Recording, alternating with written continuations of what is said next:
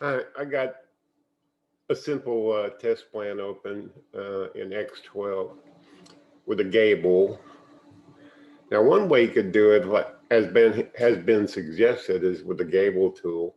Go over here to build roof, and where is that sucker? There it is, gable roof line. Of course, you want to carefully lay this out. I'm gonna, but you just left click and drag to create this little baseline. I'm going to move that so you can differentiate it from the roof plane. And then we'll go over here to the build roof dialog and build roofs again. And voila. And once it's there, like if you want this ridge to match that ridge, well, that's a little bit more of a variation. You'd open the dialog box, find out what the ridge height is, copy it to the clipboard. I don't know what the clipboard is in a Mac, but it's the same thing. I'm going to click on these two. Let's see if the ridge is not okay. It's grayed out.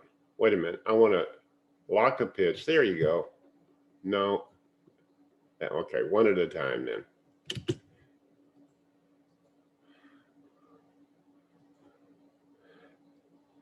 And then we'll lock the pitch and then match the ridge. You'll see it pop up there like that, and then we'll do the other one. And this is all about disturbing the other roof planes. Okay. Again, we're going to lock the pitch, match the ridge. Then in plan view, you go over here to join roofs and rejoin because it's going to be quite a bit larger now. Like that. That's one way to do it. Now, I'm going to get rid of this gable line and rebuild roofs.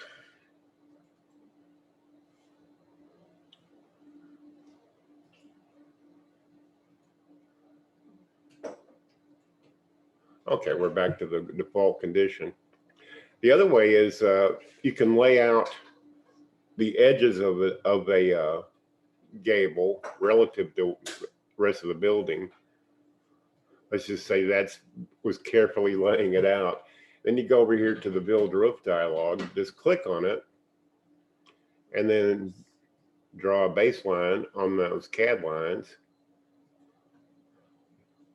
So you left click, drag, release, move your mouse in the direction you want the thing to slant, and left click, and it creates a manual roof plane. Now, when you do manual, you should make sure that the baselines are the same, 127 and 5/16. See, they're not. You need to get symmetry, you need the baselines to match. That's 127, 127, and 5/8. I believe that's right. Let me check it.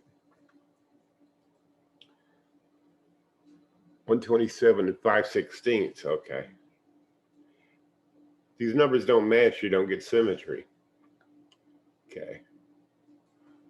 5/16. There we go. Now you can safely join the ridge.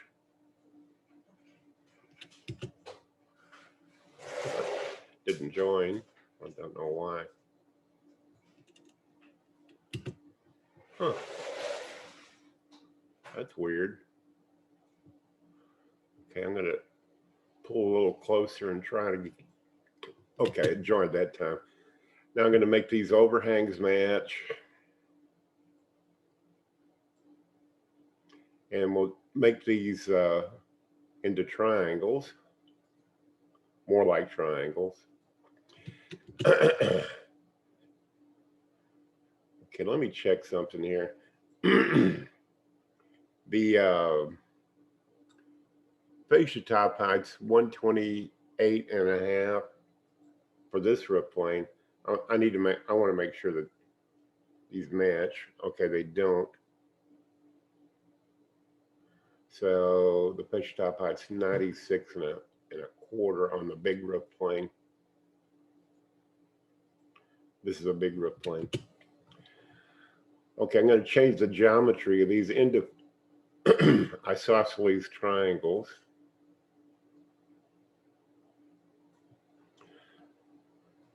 Now I'm going to make sure that the fascia top's the same. So again, I'm going to lock the pitch so that that doesn't change.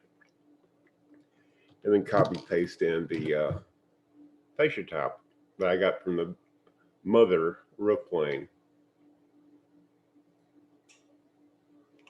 Okay, we'll lock the pitch, change the fascia top height. Now, to finish this up, you take the big roof plane and put a break line on the CAD line. It doesn't matter. The software will figure out the 3D geometry of it. But basically, just 3 breaks in the big roof plane to match the roof planes that you're adding. Then you finish up with the join roof planes tool, like that. There's a couple of different ways to do that, see? And the original roof planes are unaltered in terms of their position. And again, if you want to raise this higher, you know, maybe not like I did before, match the ridge, you could move it up a few feet. And a method to do that would be just to take the 2 roof planes and use transform replicate. And we'll just raise them a foot, 12 inches straight up, and then reconnect the edges. That didn't work. That worked.